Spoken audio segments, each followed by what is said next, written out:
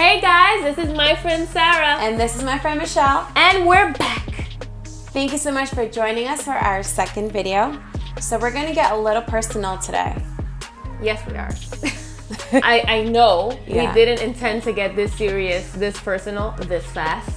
But due to the things that are going on in the country, well, in the world, not the country, in the world, and the recent suicide deaths of some celebrities and the day-to-day deaths that there are to suicide, we wanted to take this opportunity to share our journeys and share, I guess, be vulnerable and share that part of ourselves. So we all go through things in our lives that are pretty tough. Yeah. And no one really is exempt from this hardships of life. If you've struggled with depression, anxiety, or thoughts of suicide, you're going to want to stick through the end of this video to hear the entire thing or to watch the entire thing. If you haven't, you probably still should, because the chances are that you know someone, are related to someone, or are possibly best friends with someone who is struggling with one or all of these.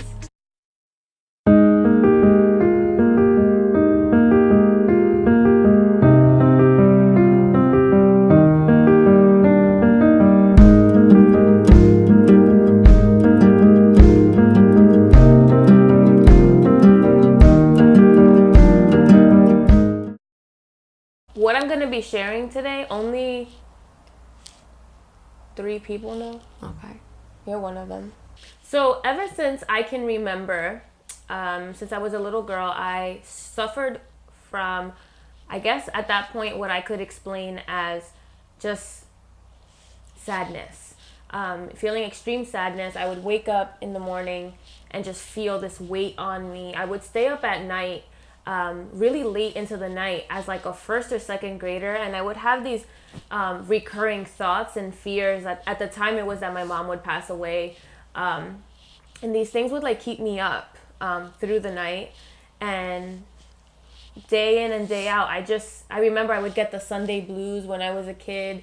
I would hate, for the school week to start, and I just remember just generally being a sad person. As I grew up, some people would make fun of me and say that I was overly sensitive, and I was a crybaby, and I still am. But I think that I was misunderstood. I think people didn't really know what was behind the shy, introverted girl that I was. I remember I would keep very much to myself. I love to read.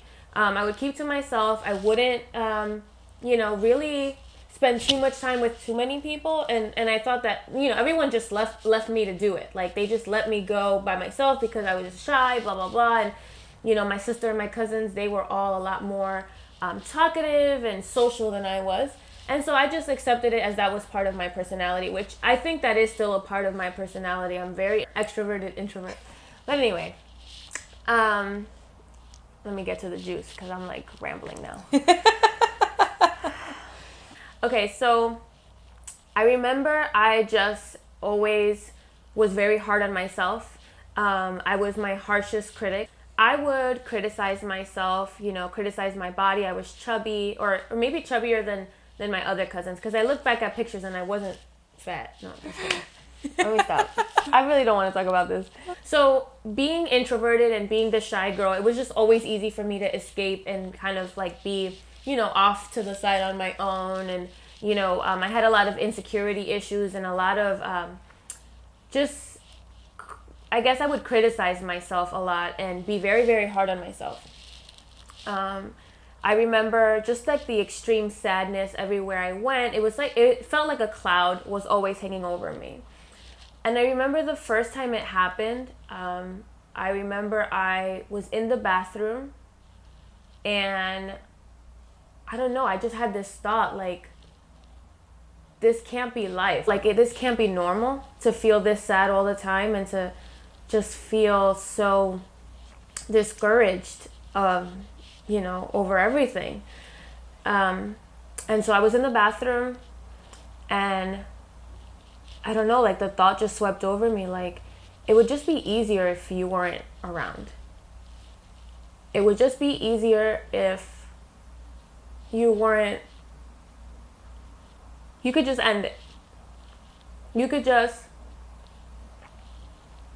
go in the kitchen and grab a knife and cut your wrists, and it could all be over and you wouldn't have to feel the pain that you're feeling. And I actually went to the kitchen and I grabbed the knife. And like I remember I held it to my wrist. And then thank God, I don't know what it was. It was just like, it was like a what the heck are you thinking? Like, what are you doing kind of moment. But it was like quick, and I went and put the knife back and then just went about my business. And I don't think anyone, I know no one ever knew it. Mm-hmm. And no one even knows in that detail that I actually went that far. When I look back, it makes me so sad that as a 12 or 13-year-old, the things that I'm worried about and concerned about would bring me to the point of ending my own life. Yeah, and it was just really hard. I struggled with those feelings through high school, and it wasn't until college. I was actually, ironically, a clinical psychology major. And I guess I started learning about what depression was, and I started to be able to pinpoint, how I'm feeling is depression. Mm-hmm. Like, it has a name. I remember I just went through these periods where I would literally like walk into class and sit in the back and just literally have to walk right back out because I'd be crying. And I couldn't stop the tears from coming, and I couldn't change how I felt. Like, I just couldn't get out of that funk. And, growing up, I always had a lot of responsibility, and I just, as the older child, just always felt like I had to keep it together and I had to have everything handled. So for a large part of that time, no one really knew to the degree of sadness that I felt, or the degree of just despair that I literally was living in every day. I think the first person I opened up to about it was, I think, my dad. And it was because all I felt like was, I was in college at this point, all I felt was I wanted to escape. Like, I just felt like I needed to run away because all of this is too much. And at the time, I lived in Florida and my dad still lived in New Jersey. So I asked him, like, Dad, like, I'm feeling this way and this way and this way, and all of these problems are just like, it just feels like everything's overtaking me. And so I asked him if I could go visit him. He bought me a flight. I went, but every time I did that several times, but every time I did that, it really was just like putting a Band-Aid over the issues. I did go to therapy, and I wasn't diagnosed with clinical depression. I was diagnosed with situational depression. They said that based on my circumstances, I would get in depressive states. I think part of that is because I knew how to lie. Mm-hmm. Like, I knew, as funny as that sounds, like, I didn't want anyone to know how broken I was and how distraught I was. So I knew how to lie. I was a psych major. I didn't know everything, but I knew how to, like, fake my happiness. And that's the thing, too, is growing up, I always put a smile on. And I don't think many people would think that what I was feeling depressed. Mm-hmm. Because I think I covered it fairly well. And therapy did help me a tremendous, tremendous amount. But what really helped me over time was just my relationship with the Lord. I struggled with depression and anxiety up until like last year, I think. Yeah, I think so. Yeah, I think even I remember when we were eating. At the mall? When we were at the dessert place and you were thinking about seeing a therapist again, remember? At the dessert place? Yeah. I don't feel like I actually started to come out of the cloud for real until recently, until like February of this year. What I forgot to say was that there were, in the middle of all of this in high school and college, there were thoughts of suicide. Mm-hmm. I never again got that close to like actually grabbing something that would harm me, but I just remember feeling like I was just at my wit's end. Like, if this is what life feels like, if this is how I'm supposed, like, if this is how I'm gonna live all the time this sad, then I don't want to live. And I don't want to paint the picture that I was always in that state. There were times where I felt good. There were times where it was situational, where I was happy and looked happy and felt happy and it was okay. But there were a lot more of the sad times where I had to cover my face with a smile so that people wouldn't know. I remember in college, I would go to school and go home and watch TV and just like drown out my sorrows watching TV. And I had very little friends, and even the friends that I did have, I didn't hang out with that much. It was just a very toxic place for me because I was very isolated. And I think that depression and anxiety, I mean, honestly, I feel like it's a tool of the enemy to isolate you, and then the depression and anxiety can take over. But I also know that isolation is a symptom of depression and anxiety. And I don't know. It was just always very hard for me to be happy for an extended amount of time. And I just didn't understand why I was that way. I just remember like waking up and just feeling, I don't know, like just like feeling like, oh, here we go again. Why is this like my life? Like why am I feeling like literally I would open my eyes and just feel it. Like feel so low, and like anything I guess that my mind could grab at to explain like why I felt the way that I did. My weight, my looks, my singleness, my family, my responsibilities, you know, not having enough money or having bills and whatever. All of that it felt like all of that would crash at once. And I remember I would go to work, and I would be so sad. I would cry my whole way to work. And I would have to like listen to music, or like I started listening to prayers or sermons to try and like get myself happy. And actually a person who I thought was my friend made fun of me one time, I guess, but like behind my back, and it got back to me. And she's actually my roommate. So she said something along the lines of like, she did two instances. One where she said that I was really needy. And the way that she said it was like, like Michelle latched onto you as a friend because she's really needy. And that hurt my feelings so bad, because what she didn't know is that I latched on because I had no friends and I was so alone and just so sad. And this one friend at that time just made me so happy and helped me to get out of my funk, and I just looked forward to hanging out with the person. So it wasn't neediness. Yeah. I mean, I guess I did need her. I guess maybe it was neediness, but I guess to have that word used as like a derogatory thing really hurt my feelings. But whatever, you know, I forgave the person, the friend who said it, and just tried to not focus on it. But that word would always like come up in my mind, like, you know, like to put me down, putting myself down with it, I guess. And then another time she said something along the lines of like, I guess it was like she felt that maybe it was difficult to live with me, or maybe she was just complaining about me in general. I'm not sure of the context, but she said that I was moody. And again, I was like, if you guys, you know, I didn't have a voice at that time to say, but like, if you guys knew that I literally don't want to live and that I don't want to wake up in the morning, you would not, like, you wouldn't say that. And instead of asking, like, Michelle, like, why are you in your room all day? Why don't you come out? Or what are you going through? Like, let me help you. Let me be there for you. Or, you know, if you ever need to vent.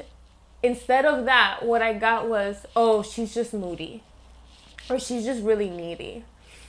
And so things like that, like, I just always carried with me.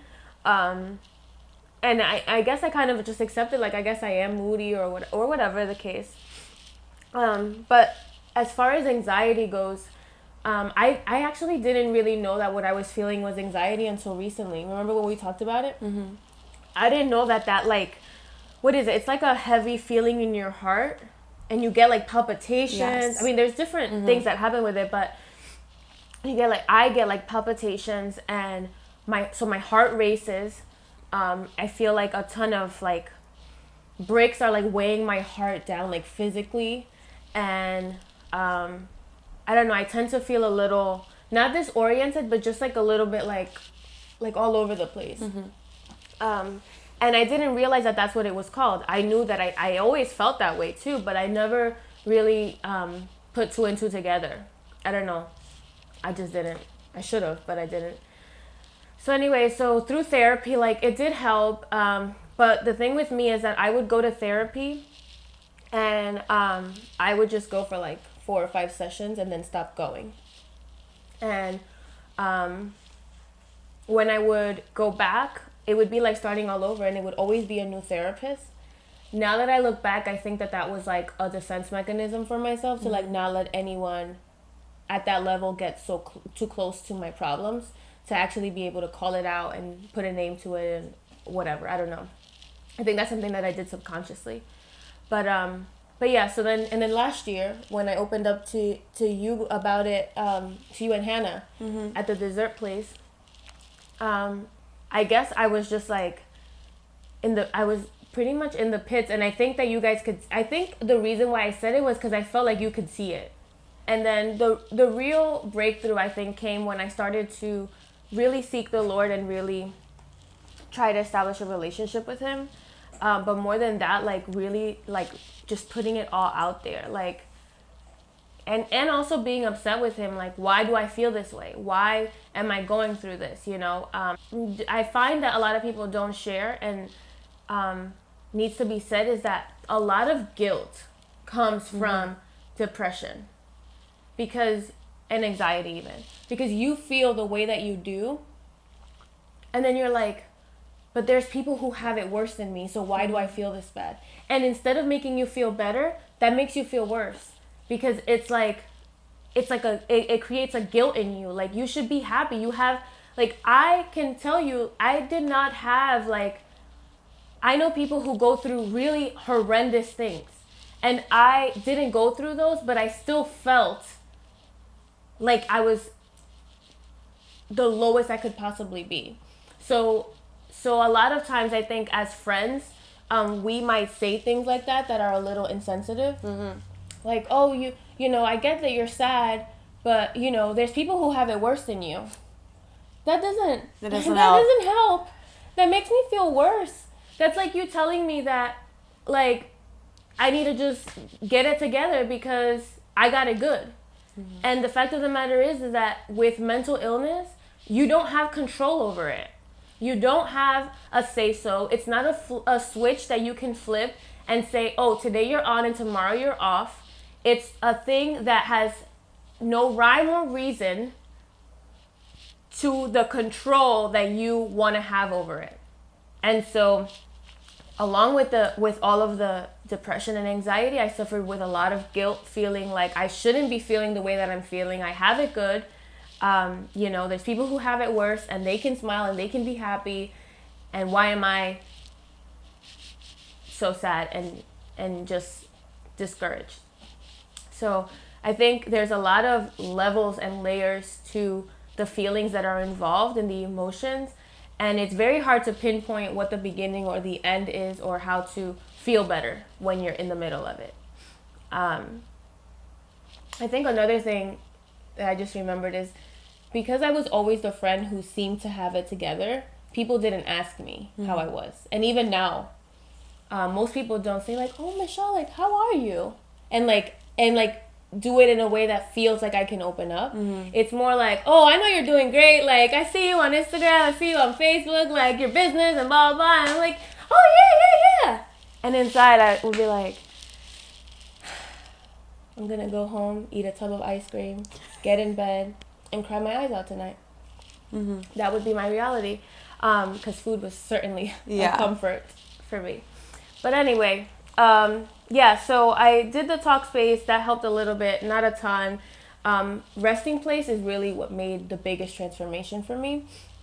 Being in a place where you're free to like feel the way that you feel and let it out and not be judged and not be condemned, to have people speak life into you, you know, strangers and friends alike, to be in like a safe place like that really helped me to like let it out, and feel supported and feel loved. And more than anything, that it's such a beautiful place where literally the Spirit of the Lord is there, and you can feel it. And so even on days where I remember I was feeling really sad and I just need to go, and I just went by myself and I just sat in a seat and cried the whole time.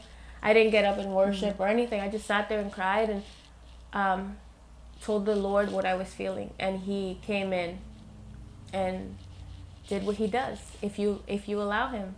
The Lord really ministered to me. And you know, one of the biggest things that I did to be able to cut through the depression over time, and this wasn't something that happened immediately, was that I would fight the negative thoughts with the word, with the Bible. And so, for example, I don't know, something bad that I would think. You're so dumb. Like, you're never gonna get a promotion. Well, the word says X, Y, and Z. And I would literally keep a little journal where I would just go through the Bible and write down the scriptures that were positive and uplifting, almost like affirmations. I use them. So I would read those scriptures, and I would just fight how I felt with that. And that's something that over time helped me and still helps me. One thing that I remember hearing at Resting Place actually was, I think it was something along the lines like, you know, your negative thoughts, they're not from God. Right.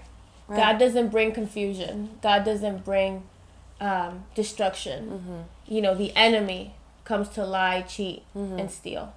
And so I think, or destroy, whatever. I think that when I heard that, it was like a light bulb click, like, oh, and they said, actually what they said that was the light bulb moment for me was, when those thoughts come, you can literally say like, that's not me, and that's not what the Lord says about me. And like, basically rebuke it. And so I started using that as a daily practice, and that has helped me a lot. I'm not gonna say that I am healed for all of eternity, because I don't know. That's up to the Lord, whether it's something that he wants me to continuously work through and, you know, be able to share my testimony with people, or if it's something that he wants to heal me from. And either way, I'm going to share my testimony, you know. I know that I wake up now and I don't, I feel like I would wake up and it was almost like I would put a jacket on of depression every day. And now I feel, and then I remember I started to feel like, when I realized that it was like, I guess when I painted a picture for it of the jacket being put on, then I started to feel like I'm not putting that jacket on. Like, and I would do what I needed to do to get myself out of it. So music helps me, the word helps me, worship music, non-worship music. You know, I know I have to hype myself up, especially in the mornings. But those are just some of the things that I've done that help me, and continue to help me when I'm going through these hard times, and, you know, considering that I don't want to go back to that place. I just have to continuously work really, really hard to fight it. And I think it's an ongoing thing. I think it's similar to, you know, like when addicts, you know, like if you were addicted to drugs, you're constantly in rehab. Like, you're not rehabbing. You're constantly fighting the temptation and constantly having to try and better yourself so you can be stronger. Well, I think the way that I look at it is that it's the same for me. I have to make sure that I surround myself with positive people who speak life into me, and who I can speak life into as well. Because when I had negative people around me, that was not helpful, you know? I know that I need to make sure that I stay reading the Bible. because when I don't, I start to believe the lies that the enemy feeds me. I know that I need to get enough sleep, because if I don't, my body will start to get drained, and I won't notice it as it's happening, but I'll realize it a little too late, and I'll snap, and then it takes me a few days to get back to myself. I think the biggest one is the people, though. Like having the right people around you. Ever since I have people that are good, supportive friends, everything changed. I feel like that was probably one of the bigger things.